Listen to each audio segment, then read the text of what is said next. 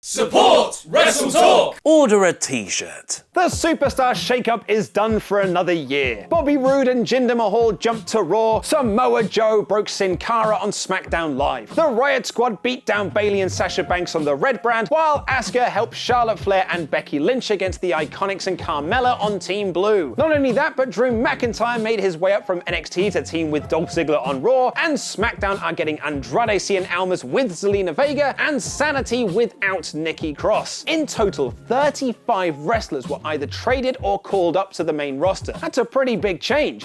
But which side got the better deal? Here's the full list. Raw got Jinder Mahal, Sunil, Singh. The Riott Squad, Kevin Owens, Sami Zayn, Zack, Ryder, Breezango, Natalya, Mojo, Rawley, Dolph Ziggler, Baron Corbin, Mike Kanellis, The Ascension, Bobby Roode, Chad Gable, and Drew McIntyre.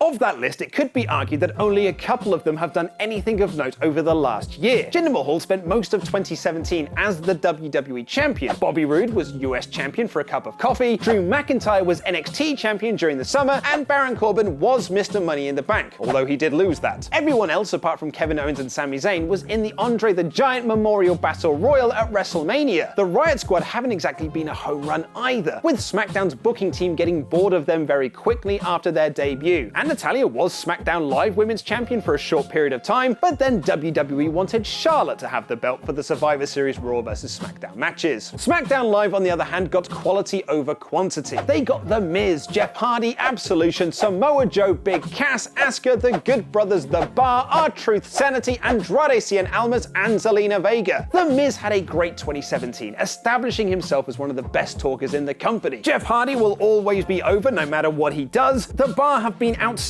Asuka is awesome, and Samoa Joe is coming back hot from an injury to remind us all why we wanted him to be Universal Champion last year. Even Gallus and Anderson are a good trade despite having a lackluster 2017. They just need a fresh start. And that's where the interest lies within the Superstar shakeup. Who is going to be the wrestler that gets the much needed clean slate? Last year, Jinder Mahal went from being a jobber on Raw to WWE Champion on SmackDown Live. Gallus and Anderson have a good chance here to get rid of their comedy shtick, which is being done better by the New Day, and focus on being badasses. Everyone else on the SmackDown side of things already has a good base to work from. Joe is an established character, so are The Bar and Asuka, although Asuka could do with something to make her feel special again. Jeff Hardy doesn't need a refresh of character, and neither does The Miz. Big Cass can just slot himself into that main event or upper mid-card easily, and Andrade Cien Almas was born to fill that same role. Then you've got the three guys from Sanity, neither man needing a new coat of paint. Those who went to Raw, though, are more interesting in that sense. In its simplest terms, Raw took the entirety of SmackDown's lower and mid card. Guys like Mojo, Ryder, and Mike Kanellis, who couldn't even get on TV, let alone minor character development. With more hours to fill, could we see 2018's breakout star in this bunch? What about the newly single Chad Gable? Easily one of the most underutilized stars in WWE, Gable has everything to be the upper mid card guy, facing off against the likes of Seth Rollins and Finn Balor over the Intercontinental Championship. Raw could be the fresh start that Bobby Roode needs, that much needed heel turn that will slot in nicely into that IC title picture. And the IC title will certainly need some new faces. Once Brock Lesnar drops the Universal Championship, you've got to think that Balor and Seth will step up, because you can't just have Roman, Braun, and Lashley at the top of the card. What about the Miz-tourage? Without Miz there to make them seem like comedy geeks, can they be taken seriously and gain some serious tag team momentum? Then you've got the possibility of Breezango getting a bigger push, and the newly formed tag team of Dolph Ziggler and Drew McIntyre. While I would have wished better for Drew, this is a great opportunity to shine and hopefully break from the team as a bigger star. SmackDown, on the other hand, doesn't have that who is going to be a bigger star question, because everyone they got, except for comedy jobber R-Truth and Absolution, who have been cast aside since Paige's career-ending injury, is already a star. And the idea of all the potential feuds this year makes my heart flutter. Samoa Joe and Daniel Bryan, Almas and AJ Styles, Sanity and Gal Anderson, Eric Young and Jeff Hardy, a whole new women's division to help Asuka re-find that NXT magic. Samoa Joe cut a promo on SmackDown setting up feuds with Bryan Styles and Randy Orton, and I'm like, yes please, give me all of that. So which show had the better shakeup? From an in-ring point of view and in an immediate future, SmackDown was the clear winner. Raw's new lineup is more of a game of wait and see. There could be some brilliance in there, but it could also become the land of mid-carders with giants fighting over the Universal Championship. And on a 3-hour show, that will be pretty tough going. Maybe it's a tasting, but for me, SmackDown Live is the winner of of this year's Superstar shakeup. But what do you all think? Let us know in the comments below, because after all, this is just my opinion. Check out all of our other WrestleTalk opinion videos by clicking the playlist to the left. Like this video, press subscribe, and pledge to WrestleTalk on Patreon. I have been Luke Owen, and that